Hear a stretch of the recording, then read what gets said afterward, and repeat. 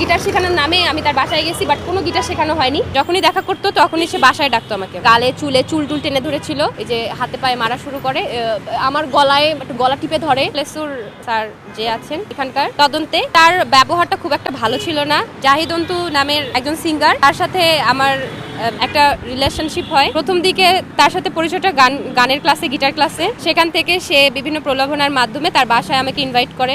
আমি সেখানে যাই। সেখানে আমাকে কোনো কিছু না বলেই অপ্রস্তুত ভাবে সে আমার সাথে ইন্টিমেট হয়, যেটাতে আমার কোনো ইচ্ছা ছিল না। ফার্স্ট টাইম হওয়ার পরে তারপর যখন আমি কান্নাকাটি করি এবং এই সম্পর্কের মানে বা বিয়ের বিষয়টা জানতে চাই, যে আপনি আমার সাথে এটা করেছেন, তাহলে তো বিয়ে করা উচিত, তখন সে আমাকে বলে যে ঠিক আছে আমরা একটা সম্পর্কে যেতে পারি, বাট এটা হাইড রাখতে হবে, চ্যাটিং সব ডিলিট করতে হবে, আমরা গোপনে এটা কন্টিনিউ করবো, পরে দেখা যাবে। সেই এরকম একটা কমিটমেন্ট আমি বিশ্বাস করে তার সাথে একটা সম্পর্কে থাকি। তো তারপরে দেখা যায় যে সে বিভিন্নভাবে যখনই দেখা করতো তখনই সে বাসায় ডাকতো আমাকে। আমি যতবারই বাইরে দেখা করতে চেয়েছি সে ততবারই কোনো না কোনোভাবে আমাকে বাসায় ডেকেছে। তারপরে যখন সম্পর্কের মানে চেয়েছি সে আমাকে ইগনোর করা শুরু করেছে এবং এখানে কোনো বিয়ের প্রতিশ্রুতি বা কিছুই দিতে চায়নি। তারপর আমি এখান থেকে বের হওয়ার জন্য তার সাথে একটা কন্ট্যাক্ট অফ করে দিয়েছিলাম। কিন্তু তারপর সে হঠাৎ করে আবার মানে এটা আগেও করতো সে, যে 1-2 মাস গ্যাপ থাকলেও সে নিজে থেকে মাঝে সাঝে নক দিয়ে আমাকে তার বাসায় নিয়ে যেত। আমার ক্যাম্পাস থেকেও একবার নিয়ে গিয়েছিল। তো পরবর্তীতে 3 মাস পর যখন সে নক করলো, প্রোডাক্ট শুটের নামে বলেছিল তার বাসায় আসতে। আমি বলেছিলাম রেস্টুরেন্টে কোথাও বসি, সে দেখা করতে চায়নি বাইরে কোথাও। তো বাসায় যখন যাই তারপরে সে আমাকে জানায় যে প্রোডাক্ট শ্যুটটা লেট হবে, তার ড্রেসটা আসতে আরও 10-12 দিন কিন্তু লেট হবে। সো সে আমাকে একটা মানে অন্য কিছু বলে তার বাসায় নিয়ে আসলো, যে প্রোডাক্ট শ্যুটটা ওই দিনই। তারপরে সে আমার সাথে আবার ইন্টিমেট হওয়ার চেষ্টা করে, আমাকে রেপ করার চেষ্টা করে। আমি এখান থেকে বাঁচার চেষ্টা করি এবং সে তারপরে আমাকে অমানবিক অত্যাচার শুরু করে, এই যে হাতে পায়ে মারা শুরু করে, আমার গলায় একটু গলা টিপে ধরে। আমি বারবার পালাচ্ছিলাম, বের হওয়ার চেষ্টা করছি, কিন্তু সে দরজা বন্ধ করে সে আবার করার চেষ্টা করে। পর্যায়ে তার ভাই কল দেয়, তখন আমি বলি যে আমি তার গার্লফ্রেন্ড। তখন সে একটু বাইরে গিয়েছিল মারামারি করে। তারপরে যখন এটা সে আবার ব্যাক করে জানতে পারে, তখন সে আবার এটার জন্য আমাকে আবার মারধর করে। সো তখন গালে চুলে চুল টুল টেনে ধরেছিল। তো এইভাবে আমি পালিয়ে আসি। তারপর আমি গুলশান থানার আশ্রয় নেই এবং তার নামে একটা মামলা করি।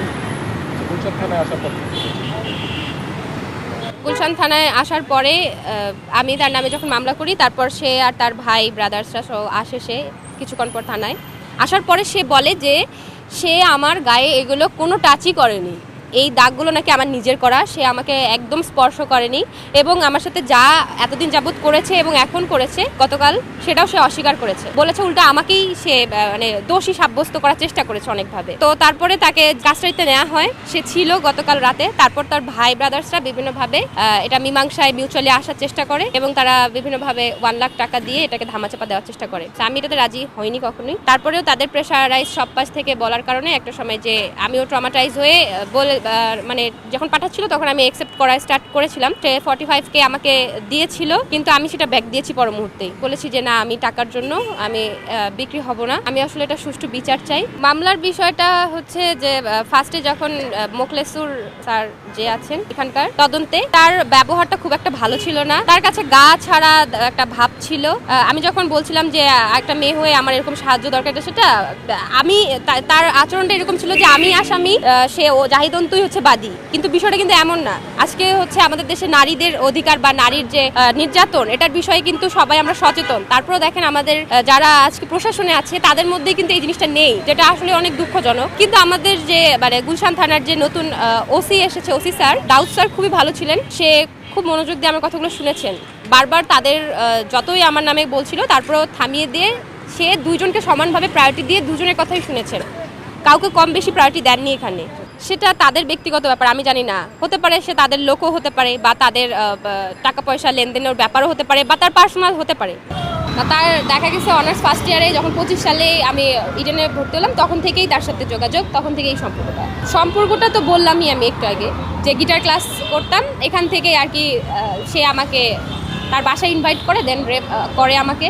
অবশ্যই সে রেপ করে, কারণ প্রথম দিন সে কখনোই আমাকে এটা কিছুই বলেনি যে আমি আপনার সাথে ইন্টিমেট হবো বা আপনার সাথে এরকম কোনো সম্পর্কে যাবো। জাস্ট নর্মালি গিটার শেখানোর নামে আমি তার বাসায় গেছি, বাট কোনো গিটার শেখানো হয়নি, জাস্ট আমার সাথে এটা করেছে। এবং তার যখনই নিড মনে হতো সে বিভিন্নভাবে নিয়ে আমাকে নিয়ে আসতো তার বাসায়। এবং আমি পরবর্তীতে জানতে পেরেছি শুধু আমি এটা না, একাই না, আমাদের ঢাকা শহরের বা আশেপাশেরও হতে পারে, আমি জানি না, অনেক মেয়ে এটা শিকার। জাহিদ অন্তুর কাছে এরকম প্রেমের প্রলোভনার মাধ্যমে তারা অনেকেই হয়তো বা সেক্সুয়াল হ্যারাসমেন্টের শিকার হয়েছে। পরবর্তীতে তারাও হয়তো সম্পর্কেও যখন চেয়েছে তখন সে বিভিন্নভাবে ধামাচাপা দেওয়ার চেষ্টা করেছে। তার পাওয়ার আছে কারণ সে এখন সিঙ্গিং করছে, তার একটা নেম ফেম আছে, তার বিজনেস আছে, তার ভাই ব্রাদার্সরা আছে। জাহিদ অন্তু আমাকে এটা অফার করেছিল যে প্রোডাক্ট শ্যুটের নামে, যে আপনি চাইলে আপনি 20-25 হাজার টাকার জন্য মান্থলি তার সাথে একটা সম্পর্কে যেতে পারেন। হ্যাঁ, অথচ আমি এটাতে কখনো রাজি হইনি, কারণ আমি বলেছি আমি তো কোনো প্রস্টিটিউট না, আমি কেন তার সাথে এরকম সম্পর্কে যাবো। আমি আপনার সাথে আমার একটা ভালোবাসার সম্পর্ক হয়েছে, যার কারণে একটা সময় হয়ে গেছে। হ্যাঁ, সে দেখা যেত কি খুবই প্রাইভেসি মেনটেন করতো। সে আমাকে মেসেজে টেক্সট করলেও এক লাইনে, যেটা না বুঝলে নয়, এবং বেশিরভাগ সময় ফোন কল ইউজ করতো, হোয়াটসঅ্যাপ কল বা নর্মাল ফোন কল। আমাকে বলতো আপনি ফোন কল দিবেন। হ্যাঁ, সো আমার কাছে কিছু সংখ্যক আছে, এটা দিয়ে কিছুটা হয়তো বোঝা যেতে পারে, কয়েকটা স্ক্রিনশট। খুব বেশি ওভাবে গভীরভাবে উনি কখনোই মেসেজ করতো না, তার কারণে আমি দেখাতে পারছি না। আমি চাই সে আসলে একটা ভদ্র রূপ নিয়ে, মানুষের রূপ নিয়ে সে একটা অমানুষ। আসলে তার যে আচার আচরণ সেটা স্বাভাবিক না। হ্যাঁ, সে যখন মানুষের কোনো একটা মেয়ের সাথে আচরণ করে, সে সেকেন্ডের মধ্যে তাকে মারতে পারে, সে এতটা পরিমাণে অ্যাগ্রেসিভ, সেটা আপনারা এটা দেখলে বুঝতে পারতেছেন। সেটা একবার না, এর আগেও যখন কথা কাটাকাটি হয়েছে অনেকবার সে আমাকে তার বাসায়ও এরকম ধাক্কা দিয়েছে বা মারার চেষ্টা করেছে বা গায়ে হাত তুলেছে। কিন্তু এভাবে সিরিয়াসলি আমার কাছে মনে হয়েছে যে ঠিক আছে, আমি এটা মিউচুয়ালি এখানে অফ করে দিব। যখন আমি মিউচুয়ালি অফ করতে যাই, একটা গ্যাপে যাই বা 2-3 মাস ওর সাথে কথা বলি না, ব্লক করে রাখি, কোনো না কোনোভাবে সে আবার আমার সাথে যোগাযোগ করে, হয়তো বা আনব্লক করা হয় মাঝে সাঝে। তো তখন সে আমাকে প্রলোভনা দেখে তার বাসায় নিয়ে যায়, আবার সে সেম কাজটাই আমার সাথে করে। তো গতকাল রাতেও এই কাজটাই সে আবার আমার সাথে করতে চেয়েছিল, যেটা আমি করতে চাই। তাই এক পর্যায়ে ধস্তাধস্তি হয়। আমি চাই যে বাংলাদেশে যতগুলো মেয়ে আছে, যদি কেউ জাহিদ অন্তুর কাছে এরকম শিকার হয়ে থাকে, আমি কয়েকটা মেয়ের নাম শুনেছি, তো এরকম অনেক মেয়ের সাথেই সে গোপনে এরকম রিলেশন মেনটেন করেছে। তো এইসব মেয়েরা যারা ভিকটিম আমার মতো, আমি চাই আপুরা আপনারা এগিয়ে আসেন, আপনাদের গল্পগুলো তুলে ধরেন, যাতে এই মানে নরপিচাসটার সত্যি একটা শাস্তি হোক।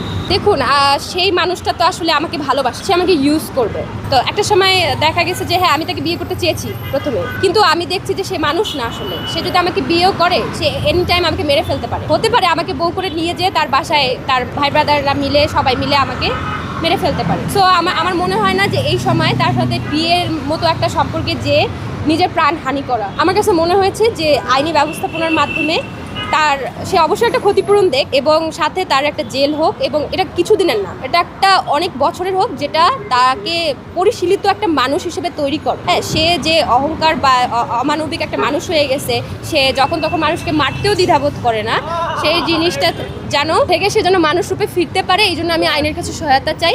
আমার যারা আপুরা আছে, আমার যারা দর্শকরা আছে, সচেতন মানুষরা আছে, আপনারা এগিয়ে আসুন।